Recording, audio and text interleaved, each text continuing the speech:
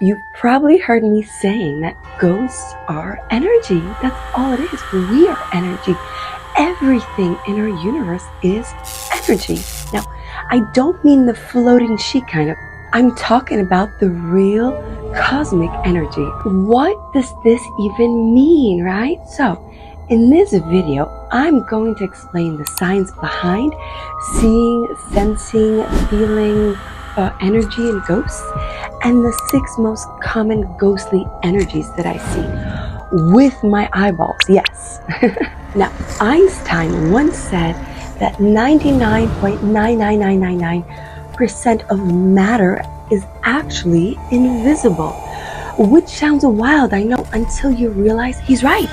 What we see as a solid, okay? You hear it knocking? I don't know. It's mostly empty space held together by energy fields. Okay, but I know you might still be thinking, okay, when I look in the mirror or I touch an object, it's not see-through, right? It's solid. What are you talking about? That's true, but it's because of how we perceive reality. Now, here's the science behind it. Now, light bounces off of the world around us. It enters through our cornea, our eyeballs, okay, and gets focused onto the retina at the back of our eyes. Now, from there, your brain interprets those signals that get sent from your eyes into your brain. It interprets what you are seeing. So really, you don't see with your eyes, you see with your brain. Here's where it gets super cool. Or weird, depending on how open-minded you are. Now, animals, they see the world differently. Some can't see colors, some see UV light, and some dogs can literally smell cancer in the body of somebody else, even animals and pets too.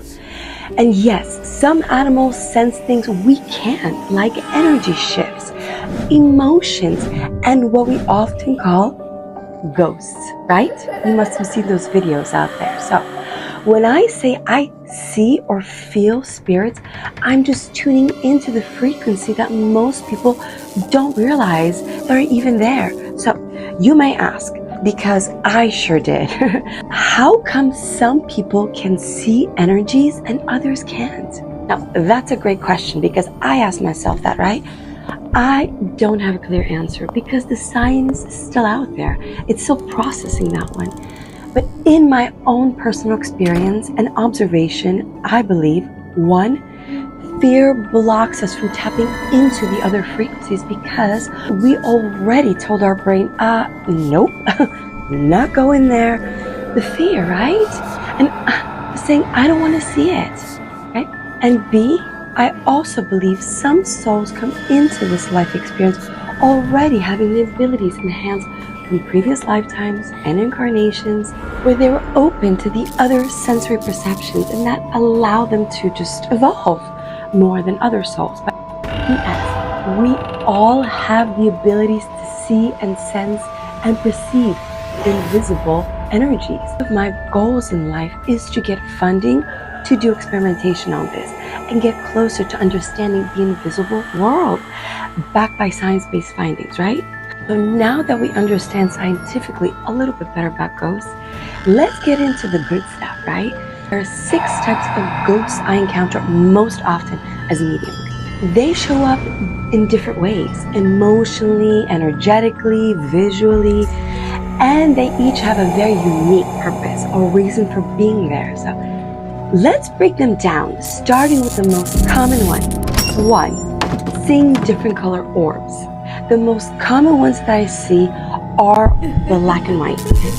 And then there's other colors as well. And it all depends on their frequency. Like the black ones are denser energies and the white one is lighter, more higher vibe energy, and everything in between, okay? And the orbs are in motion. They're not stagnant. They usually float across or just show up somewhere and disappear at some point. They could last for a short amount of time or longer. It all depends on their purpose and reason for showing up. Now, the orbs can be souls that have departed this incarnation and just have crossed over, just like walking through a door, into the other realm, okay? And there also can be the angels and the guides and the other energies. 2, apparitions of a body. Now, sometimes they have full bodies that you can see, and usually they're see-through. Some parts are missing though, like a head or feet. Apparently, ghosts don't worry about a dress code. They just wear whatever they want to appear in, because they can be totally see-through, just a faint outline, or show up like they're stepping out of a vintage photo. Their fashion choices vary too.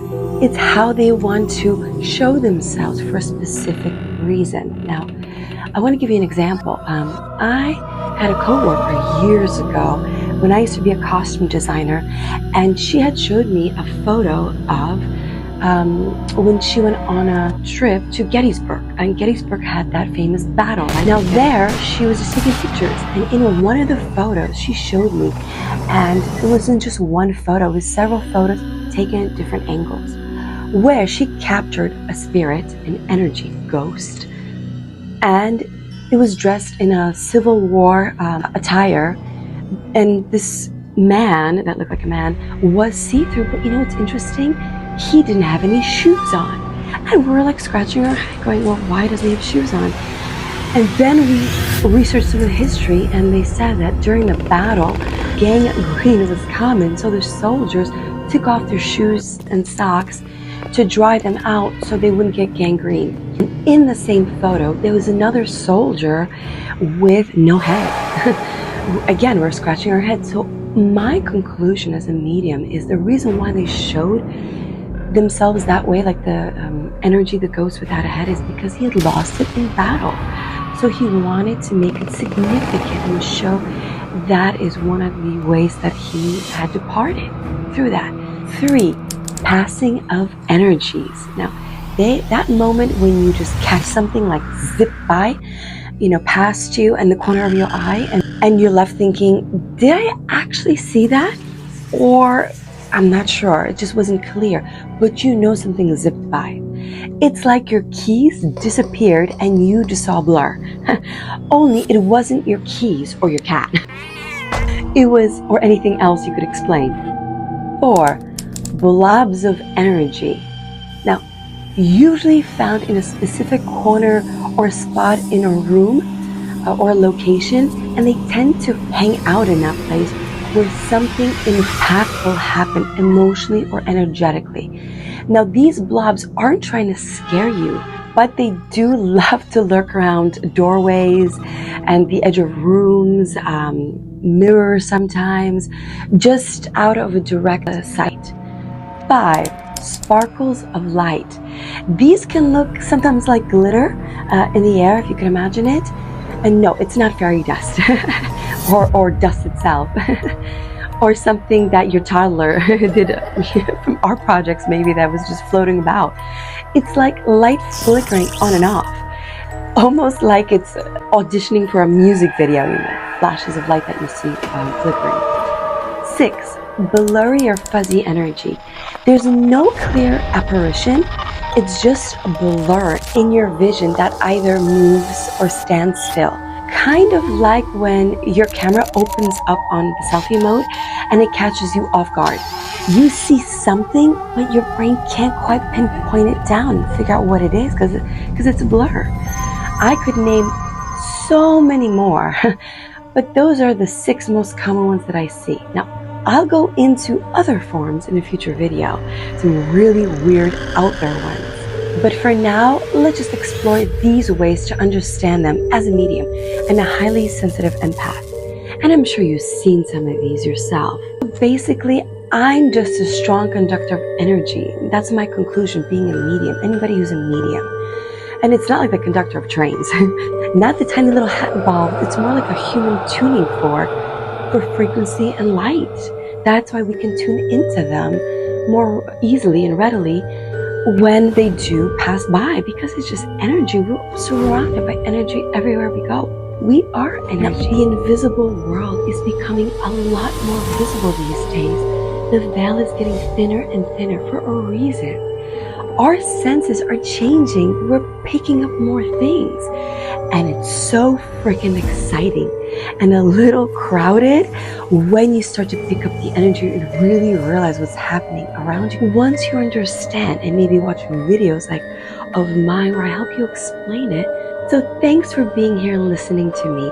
And if this helped you at all, share it, like it, and subscribe. Tell me in the comments down below, what energies have you seen or felt or sensed that I mentioned, or maybe ones I didn't even mention. So I'm Joanna. I'm a hypnotherapist, medium, and a quantum channeler.